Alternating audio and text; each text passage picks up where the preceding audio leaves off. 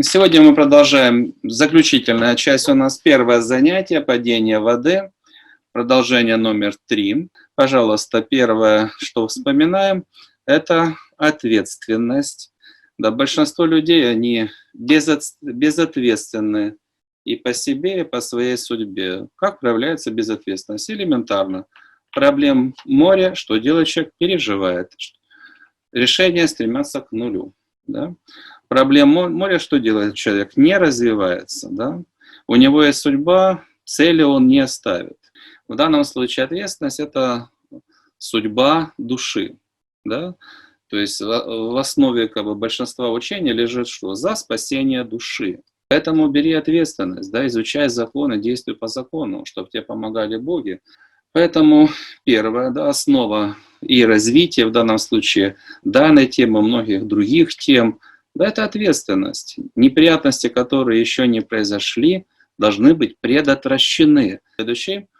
Вспоминаем, да, это тип первый, это по прошлому, да, то есть человек совершил проступок, у него был какой-то вопрос не закрыт, да, у него там управляла какая-то проблема, он вошел в ситуацию, проблема активизировалась, он поступил неправильно и попал, предположим, там в ад или куда-то там далеко и глубоко упал.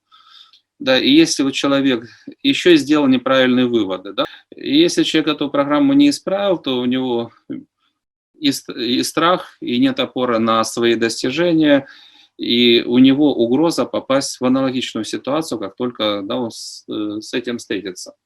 Поэтому одно, уже были причины для падений, и они не отработаны. И поэтому прямая угроза повторить тот же самый сценарий. Да, это как бы одна ситуация.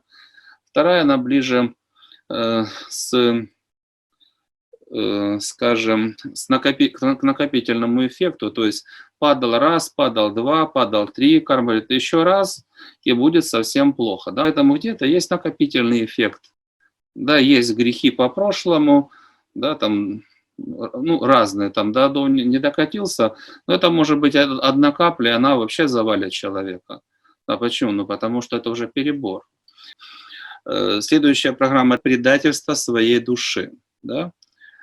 То есть, как выглядит картинка в целом? Да? Человек по образу и подобию, в нем заложен огромный потенциал, его предназначение, да, это раскрытие этого потенциала, да, реализация этого потенциала, движение вверх, не останавливаясь. Ну, может быть, там поработал, отдохнул, но в целом это движение вверх.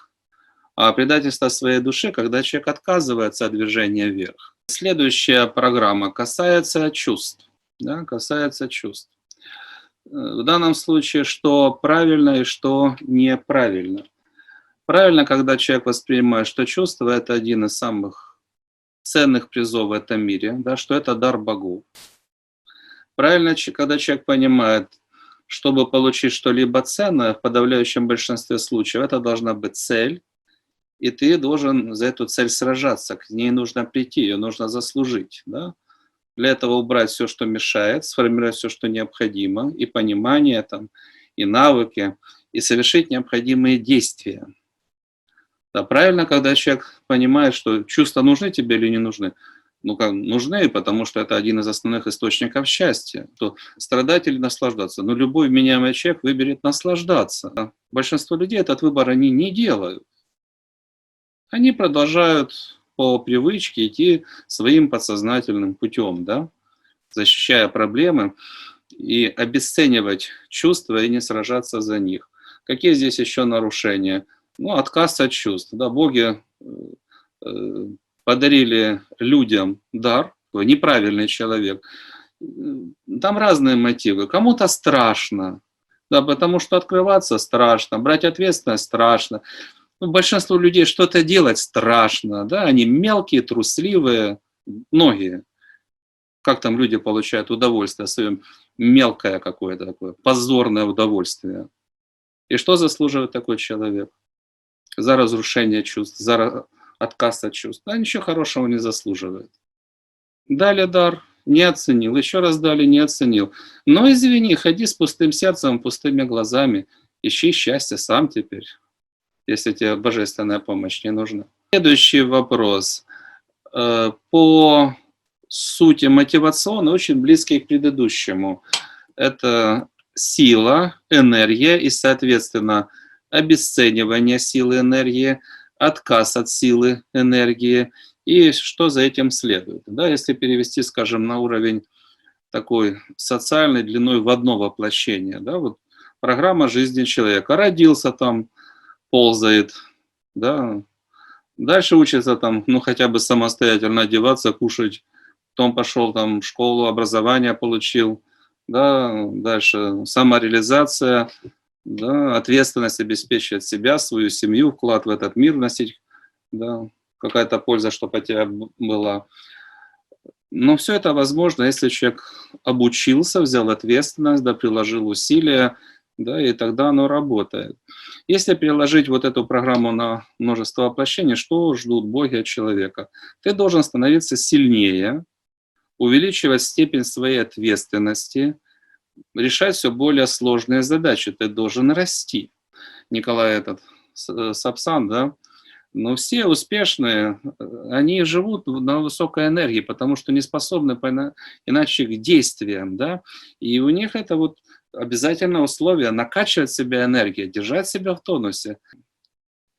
Насколько вы сражаетесь за рост силы или отказываетесь от силы. Везде, где вы отказываетесь от того, чтобы решить новую, более сложную задачу, сделать какой-то шаг вперед, стать сильнее, вы делаете шаги назад, вы отказываетесь от силы. И каждый человек, который не понимает, что он должен становиться сильнее, нет у него такой цели расти, наращивать силу, энергию, он придет в ситуацию, которая его начнет бить, и дальше все больнее, больнее, чтобы ты взял ответственность и начал расти. Ну, скажем, кто не следит, там, спорт не любит, ну, того тело будет бить болезнями и слабостью. Да, как же? Кто там ответственность по жизни не взял, ситуации будут бить. Высшие силы будут бить, да? Дорогой, ты должен быть уже мастером спорта, до сих пор в спортзал не пришел.